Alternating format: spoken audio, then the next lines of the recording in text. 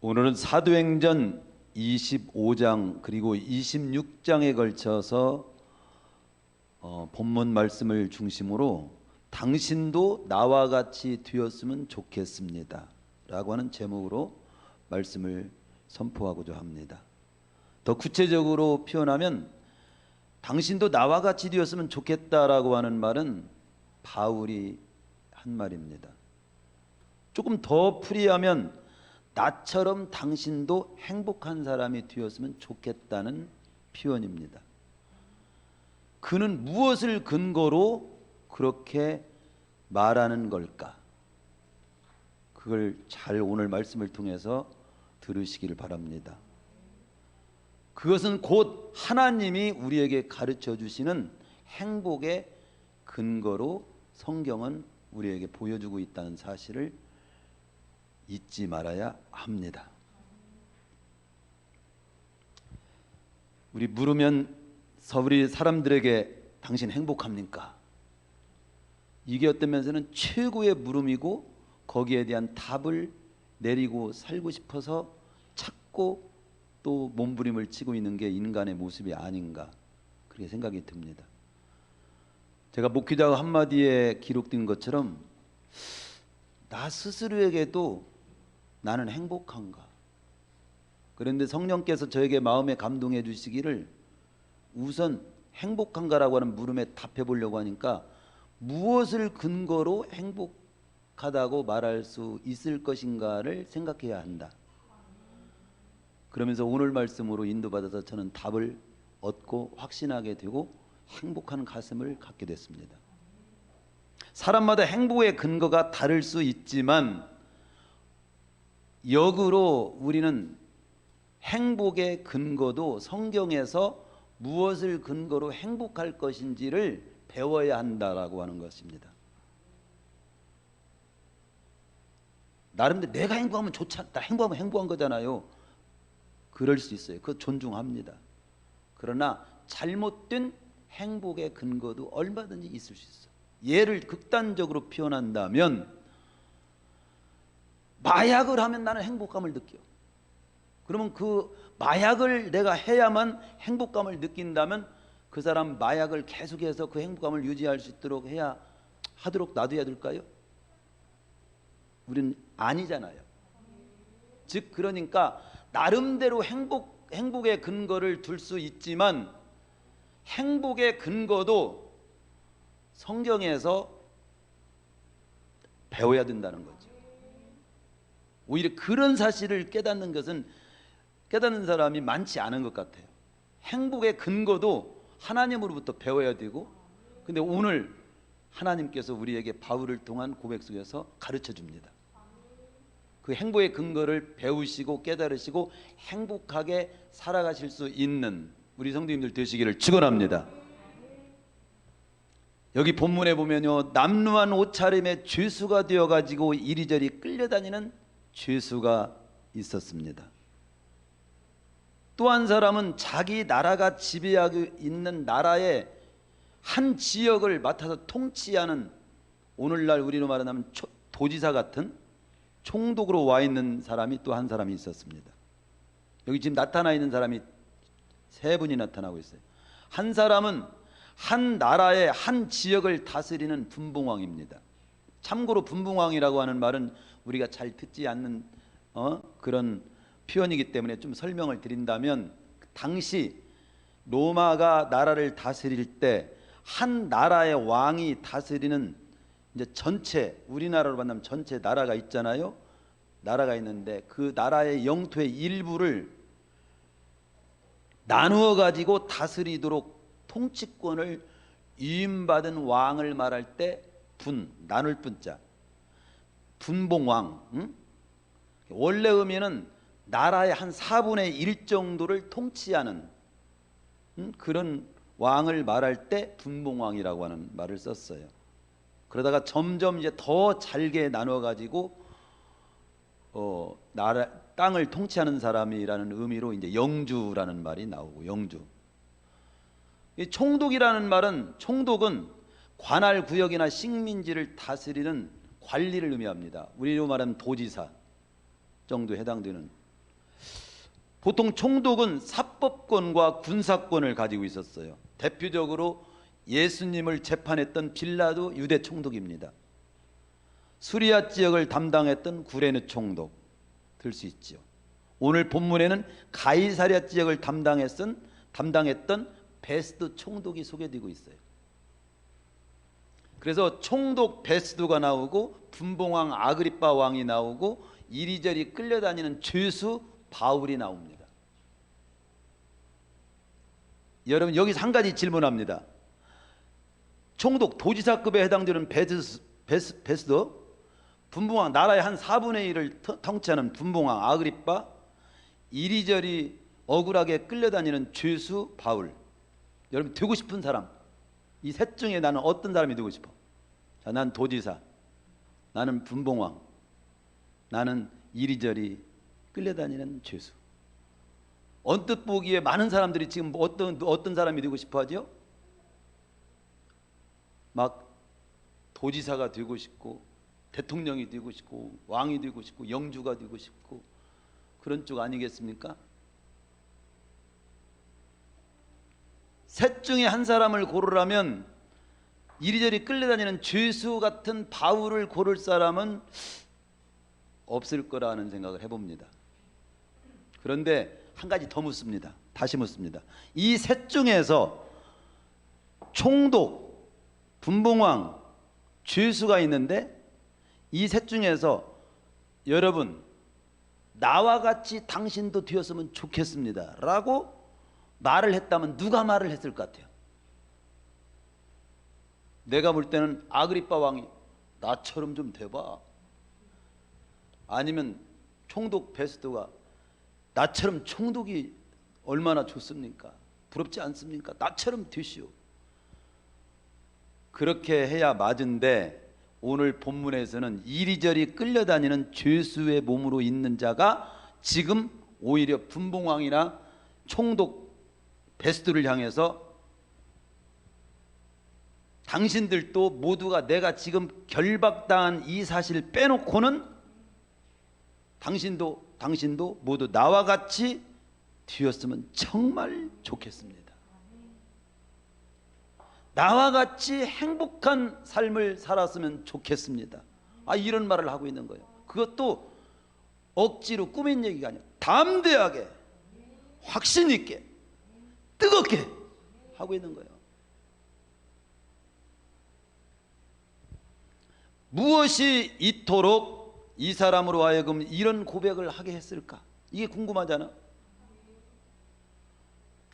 아니 우리가 지금 그런 똑같은 고백을 하면서 살아야 할 사람이 바로 우리라는 것을 오늘 이 시간 깨우치시기를 축원합니다.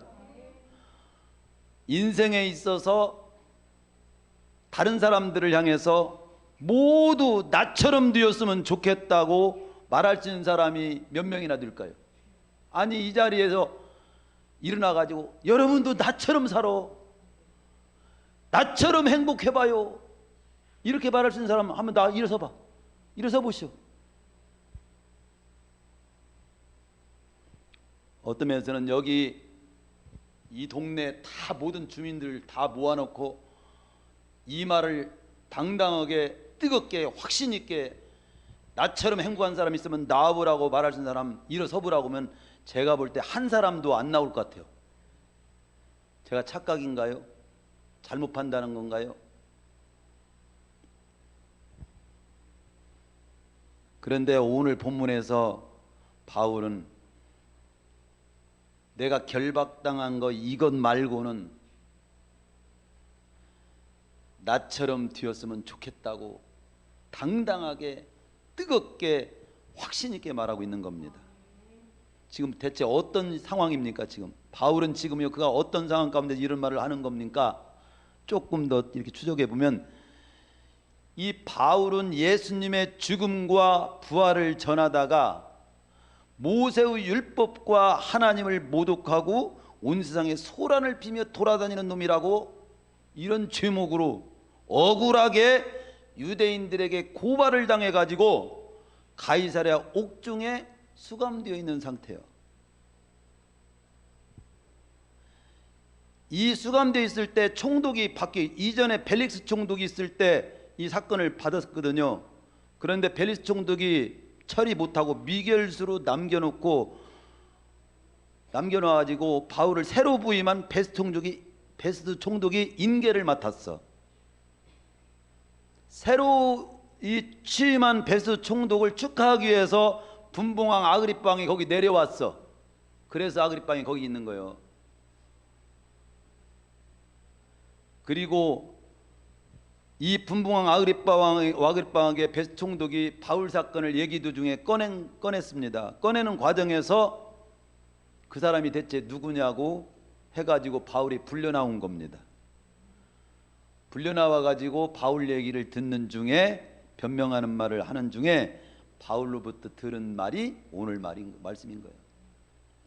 사실 오늘 한 말씀만 거기에 봉독했지만 내용은 사도행전 25장 13절에서 26장 32절까지의 내용이요. 이거 다 읽으려면 오늘 시간이 많이 걸리기 때문에 그 한 줄만 딱 오늘 제목에 해당되는 말씀만 봉독하도록 한 거죠.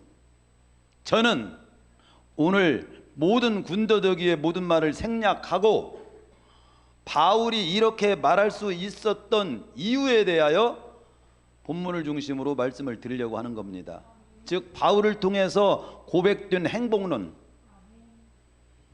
여러분도 내가 결박된 것 외에는 나처럼 되었으면 좋겠다고 하는 내용, 이 내용은 성경에 기록된 바울의 고백이지만 성경에 기록해놨다라고 하는 하나님이 기록한 거예요. 하나님이 기록했다고 하는 것은 하나님이 가르쳐주는 내용인 거예요. 하나님이 가르쳐주는 행복론을 오늘 우리는 배우는 시간인 거예요. 그걸 근거로 해서 바울이 그렇게 나처럼 되었으면 좋겠다는 말을 그래서 그걸 근거로 했구나. 바로 맞아. 그걸 근거로 살아야 행복하지. 오늘 말씀을 듣고 그런 확신이 여러분에게 있어가지고 나가시기를 축원합니다. 첫 번째, 무엇을 근거로 바울은 나처럼 되었으면 좋겠다고, 나같이 행복한 사람이 되었으면 좋겠다는 근거 첫 번째가 뭐냐? 그는 자신이 다메섹 도상에서 부활하신 주님을 만나가지고 구원받게 된 것처럼 모든 사람들이 주님을 믿고 자신처럼 주님을 믿고 구원받았으면 좋겠다는 것을 말하고 있는 겁니다. 오늘 본문의 내용이 바로 그거예요. 그는 자신이 어떻게 그리스도인이 되었는지를 간증하는 내용이 바로 25장 4절에서부터 5절에 보면, 나는 자신은 본래 철저한 바리새인이었다. 한마디로 유대교의 바리새인이었다. 그리고 9절에 11절은 자신도 그리스도인들을 오히려 핍박하고 그리스도인들을 아주 괴롭히고 잡아다가 감옥에 가두고 그런 일에 앞장섰던 핍박자였다. 그러나 12절에서 18절에서 다메섹 도상에서 부활의 주님을 직접 내가 만났다. 그래서 예수님이 그리스도라는 것을 거기서 나는 확실히 체험하고 깨닫게 된 거다. 그때부터 나는 그리스도인이 됐다. 그러면서 그는 베스트 총독과 아그리빠 왕 앞에서, 그리고 그곳에 또 여러 유지들 앞에서 25장 23절에 보면 예수님만이 구주요, 따라서 그분을 당신들도 나처럼 믿고 구원받기를 바란다, 이렇게 말을 한 거예요. 성도 여러분, 인간으로 태어난 자에게 가장 중요한 일이 뭔 줄 알아요?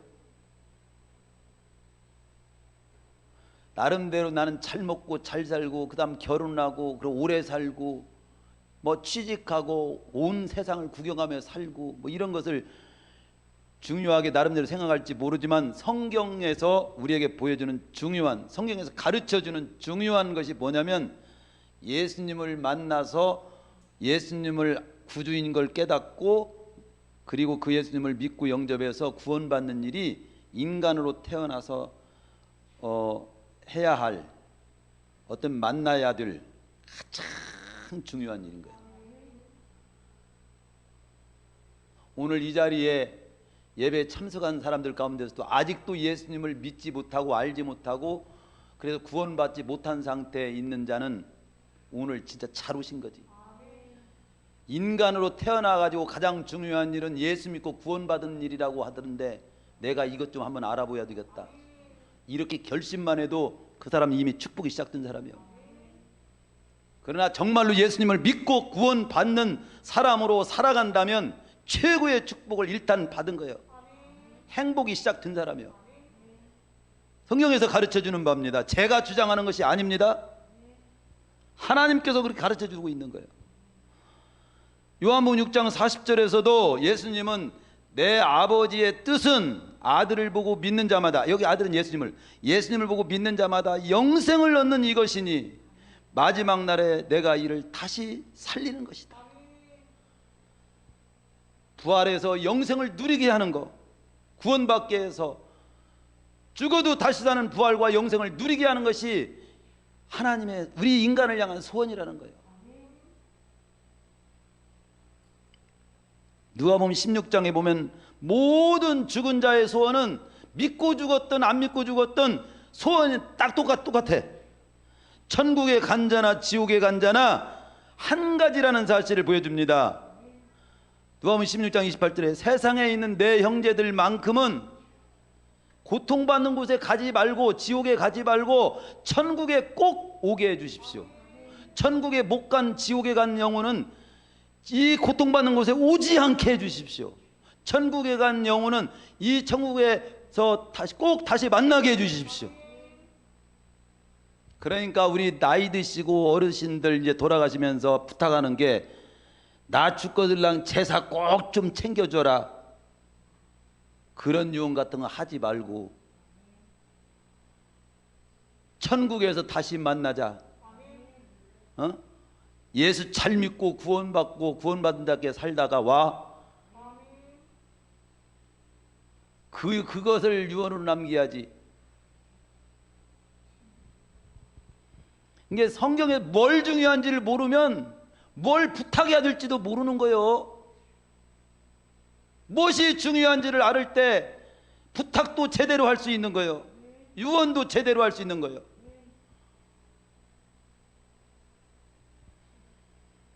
베드로전서 1장 9절에서도 믿음의 결국 곧 영혼 구원을 받음이라. 디모데전서에도 모든 사람이 구원을 받으며 진리를 알게 이르기를 원하시느니라. 하나님은 인생을 다 살고 났을 때 최후에 남는 것은 영혼 구원만 남습니다. 숨 떨어지면요 아무리 사랑하는 사람도 빨리 치우라고 합니다.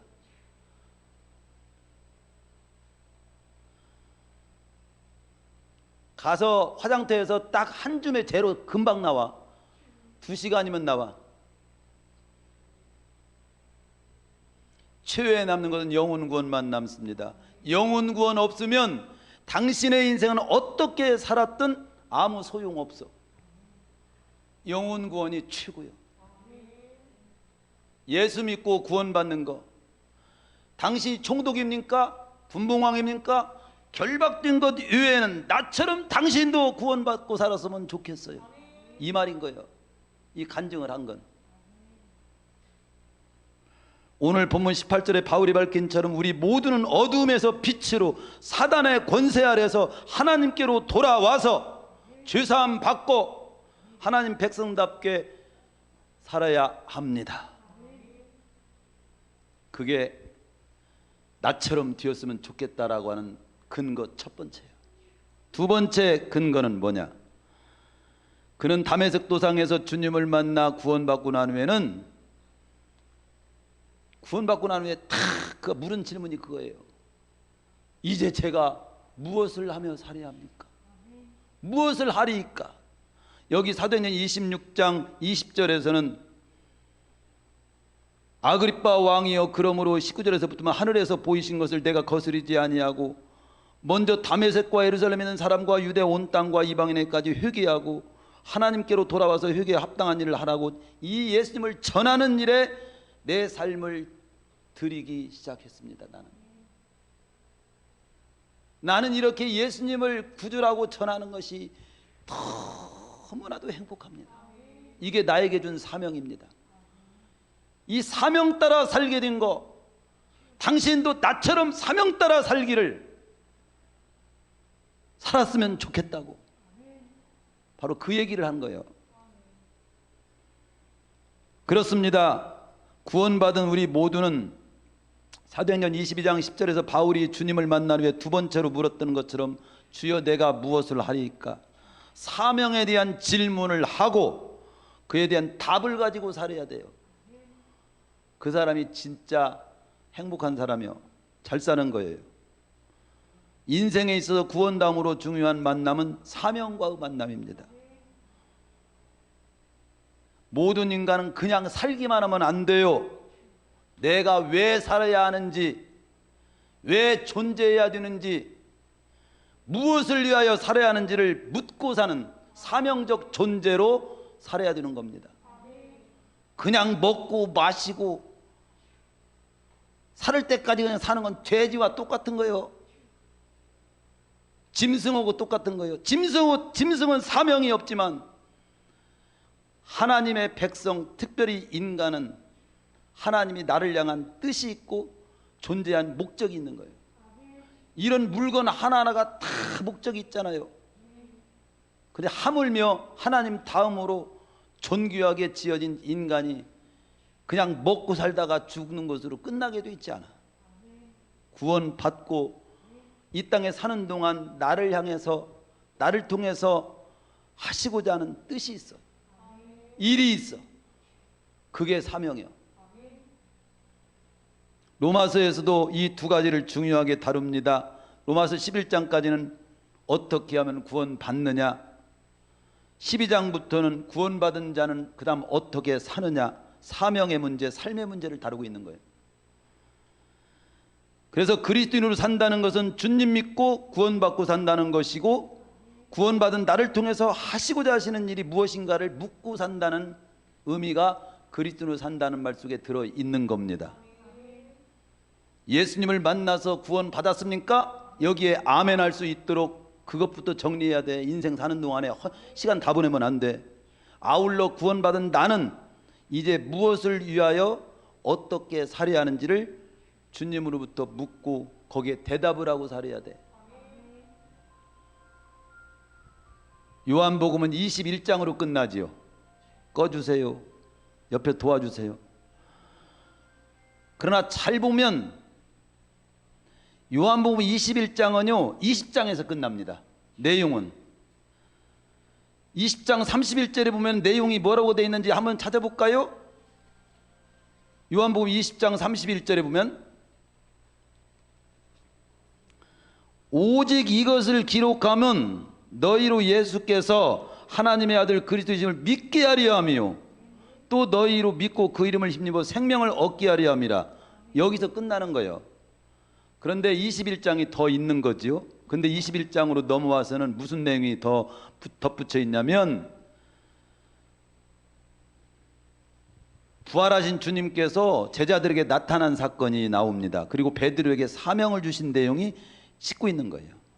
이 사실을 호킨스라고 하는 학자는 뭐라고 말했냐면 기독교 복음이 예수의 부활에 관한 소식을 들은 것만으로 끝내는 것은 적절하지 않다. 그 부활의 주님을 온 세상에 전해서 모든 사람들이 구원받고 진리를 알기를 원하시는 하나님의 소원을 이루어 드리는 사명을 다하는 데까지 나아가야 마땅하다. 우리는 복음을 21장까지 이제 20장까지 듣고 21장 그다음 이 복음을 전하라는 내용이야. 한마디로 너희들도. 그렇습니다. 예수님의 하나 되심과 구주 되심을 아는데 그치면 안 됩니다. 하나님 되심과 구주 되심을 우리는 알고 예수님을 믿었죠. 알았죠. 알았으면 믿어야 되고 믿는 데까지 나가야 되고 그 다음에 믿었으면 나만 믿고 구원하는 데 그치면 안 되고 다른 사람도 구원 받도록 전하는 데까지 나아가야 합니다. 그리고 내 삶의 초점을 거기다 두고 살아야 합니다. 여러분이 무슨 직업을 갖든지 무슨 직업을 갖든지. 그래서 사명적 존재로 살아야 한다. 그래서 돈만 버는데 그치면 안 돼요. 그냥 건강하기만 하면 된다, 거기에 그치면 안 돼요.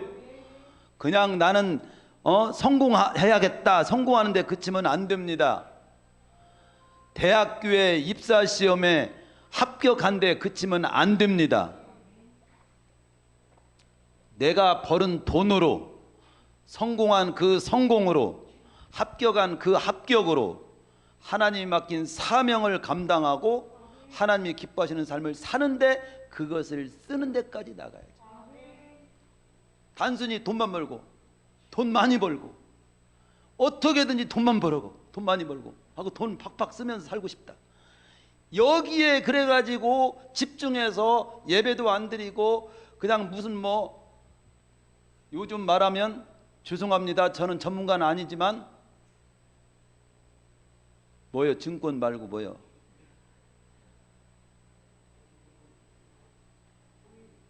코인. 자, 하여튼 제가 그런 것에만 집중해 있는 사람도 많아. 돈이면 다다 이렇게. 그러나 결코 돈이 필요하지요. 돈이 중요하지요. 그러나 우리 궁극적인 목적은 거기에, 그건 도구야, 도구. 그걸 할 수 있어. 할 수 있습니다. 증권 투자하고 건강하게 배워서 할 수 있습니다. 그러나 돈을 버는데 최종 목적이 우리는 아닙니다. 그 돈, 정당하게 번 돈으로 하나님이 기뻐하시는 삶, 나를 통해서 하나님께서 하시고자 하는 그 사명을 이루는데 쓸 수 있어야 하겠죠. 세 번째,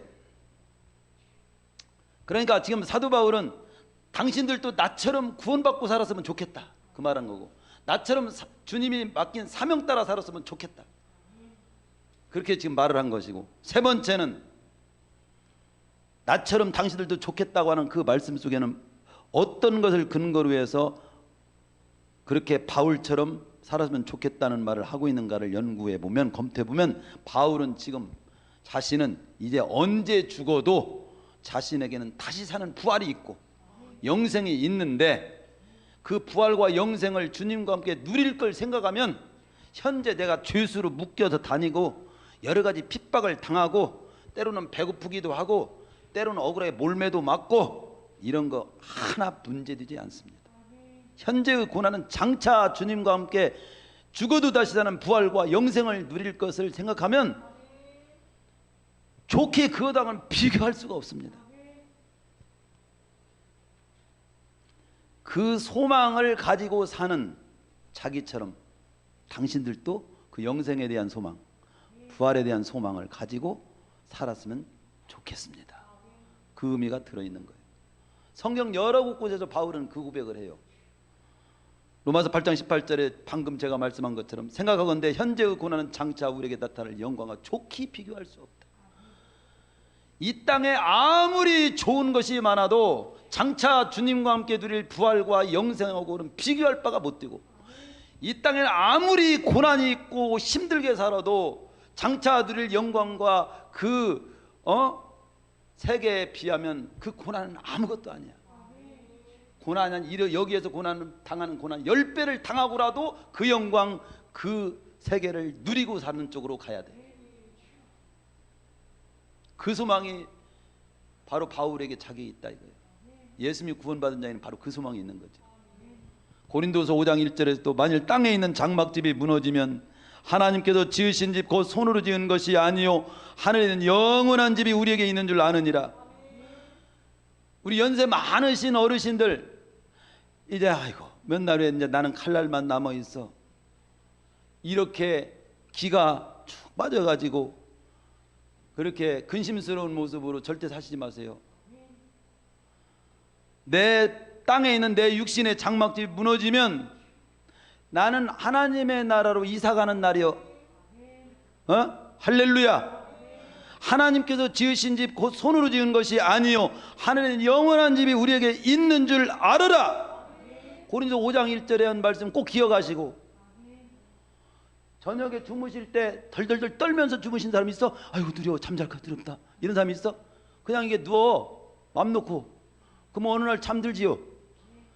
잠들 은혜를 주시듯이 죽을 은혜도 주십니다. 걱정하지 마세요. 걱정하지 마세요. 할렐루야. 우리는 그 소망이 있어. 분명히 영생이 분명히 있습니다. 요한일서 5장 11절에서 그렇게 말하잖아요. 이 성경을 써놓은 이유가 뭔지 압니까? 영생이 있는지를 모르는 여러분들에게 영생이 있음을 알게 하려고 여기다 써놓은 겁니다. 영생이 있어요. 고린도전서 15장에서도 그렇게 말하잖아요. 만일 우리가 사는 것이 이 땅의 삶으로만 끝난다면 우리 그리스도는 가장 바보요 불쌍한 자입니다. 그러나 불쌍한 자가 아니에요. 우리는 최고 행복한 자입니다. 왜냐? 죽음으로 끝나지 않고 영생이 있고 내세 천국이 있으니까. 그걸 확실히 말씀하는 거예요. 그러니까 우리 연세가 많으실수록 그동안 살아온 거 너무 욕봤어. 에? 남은 날 이제 주님이 또 죽을 은혜도 주시는 날, 주님 품에 안기는 그날, 나는 이사가는 날이요. 그리고 행복하게 맞이할 수 있어야 됩니다. 그 소망이 바울에게 있었어요. 바울도 빌립보서 1장 23절에 그렇게 고백하잖아요. 나는 지금 삶과 죽음 두 사이에 우리가 삶과 죽음 사이에 끼어 있죠. 지금 언젠가 우리 죽지요. 지금 살아 있죠. 그 사이에 내가 끼어 있죠. 자신은 개인적으로 그러나 차라리 이 세상을 떠나서 그리스도와 함께 있는 것이 훨씬 더 좋은 일이라. 그렇게 하고 싶지만, 훨씬 좋아서 주님과 함께 더 거했으면 좋겠지만, 이 땅에 그래도 주님이 남아서 좀 더 살고 오라고 하는 것은 성도 여러분과 이 땅에 내가 뭔가 유익을 줄 일이 있어서 남으라고 한 것이라 하기 때문에 남아 있는 것뿐입니다. 이렇게 고백하고 있는 거예요. 그러기에 바울은 자기가 권력이 있든 없든 돈이 많든 적든 감옥에 갇히든 안 갇히든 죽든지 살든지 나는 행복하다는 거예요. 이 행복이 하나님께서 가르쳐주는 근거, 행복의 근거입니다. 우리 성도님들도 내 자신이 주님 만나서 구원받아서 이 땅을 사명 따라 살다가 죽어 내세 천국, 재림의 부활 영원 천국 누리며 살게 될 걸 생각하면 나는 이 세상에서 진짜 행복해. 행복해. 이러고 우리 권사님들 아셨죠?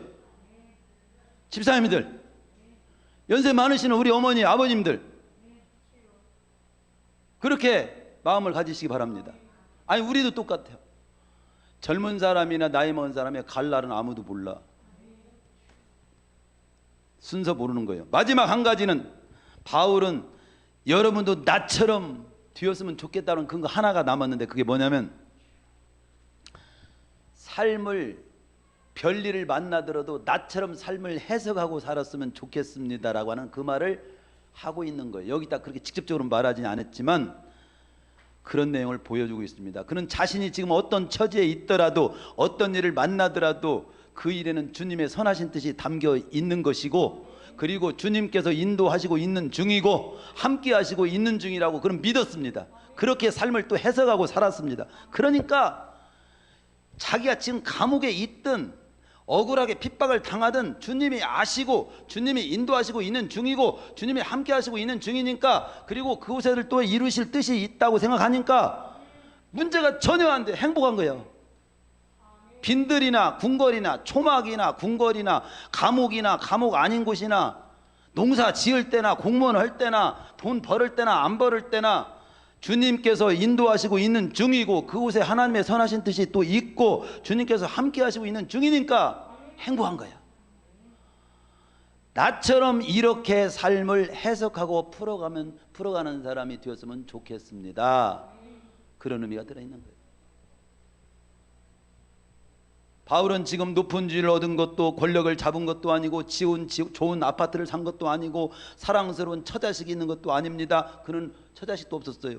그는 억울하게 죄수로 잡혀 이리저리 끌려다니면서 신문을 당하고 있는데 그 가운데 최고로 행복하고 지금 살고 있는 거예요.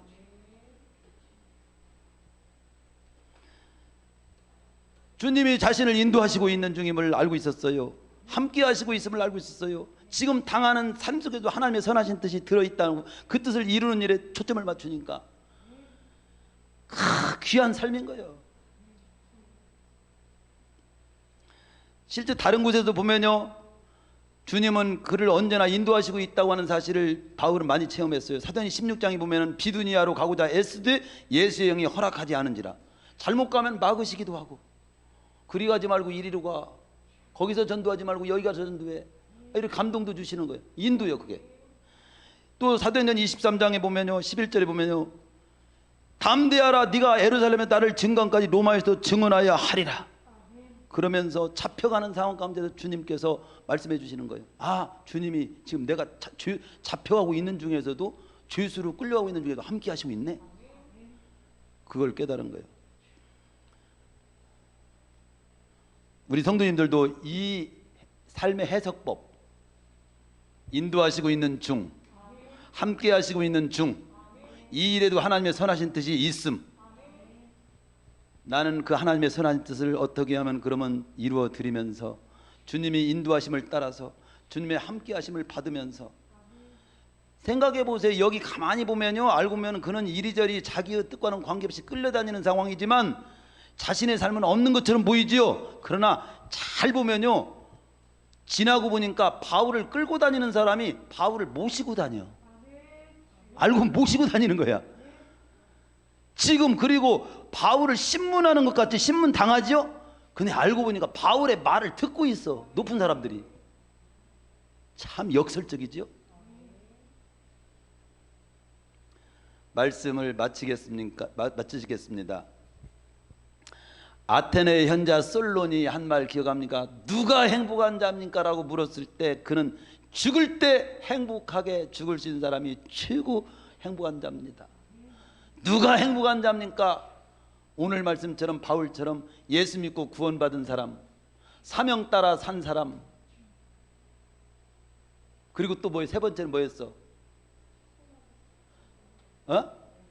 사명 따라 살고, 그 다음 세 번째 부활에 대한 소망, 영생을 가지고 살고, 그리고 삶 어떤 일을 만나더라도 주님이 인도하시고 있고 함께 하시고 있는 중이라고 하는 그 사실을 가지고 하나님의 선하신 뜻을 찾으면서 풀어간 삶을 살았을 때 주님 언제 죽어도 행복하게 죽을 수 있는 거예요. 이 구원받지 못한 사람은 아무리 높은 자리에 있었어도, 아무리 돈이 많았어도, 아무리 권력을 휘둘렀어도 죽을 때 구원받지 못한 사람은 행복하게 못 죽어. 근데 우리는 돈이 조금 없고 몸도 좀 약하고 권력도 없고 배운 것도 짧을지라도 구원받았고, 주님 맡긴 사명, 집사면 집사, 목사면 목사, 전도사면 전도사, 권사면 권사, 장로님은 장로님, 그 사명 감당해 보려고 살았고, 그럼 언제 죽어도 주님 행복하게 죽을 수 있는 거예요.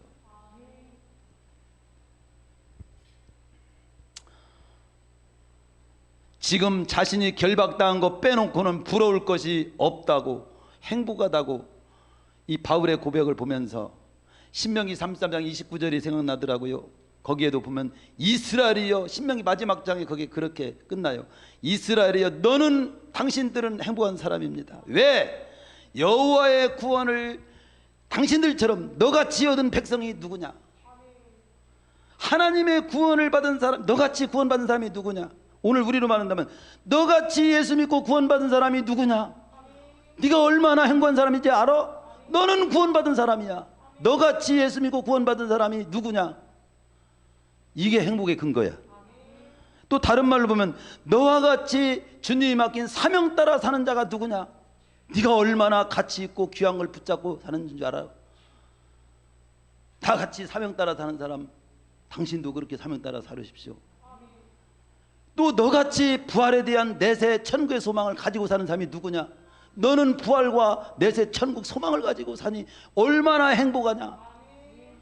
그리고 만사 모든 일을 만나도 다른 사람들은 이런 조그만 일만 만나도 덜컥 겁내고 두렵고 막막하고 헤매는데, 나는 내가 뭔 일을 만나도 뭔 일, 그 모든 속에는 하나님의 선하신 뜻이 들어있고, 그리고 하나님이 인도하시고 있고 함께하고 있는 중인 걸 알고 행복하게 사니 너같이 행복한 사람이 누가 있느냐? 너는 행복자로다. 행복의 근거를 오늘 배우셨습니까? 구원, 사명, 소망, 그리고 삶을 해석하는, 믿음으로 해석하며 사는 삶의 자세 속에 진정한 행복의 근거를 두고 살아가시기를 축원합니다.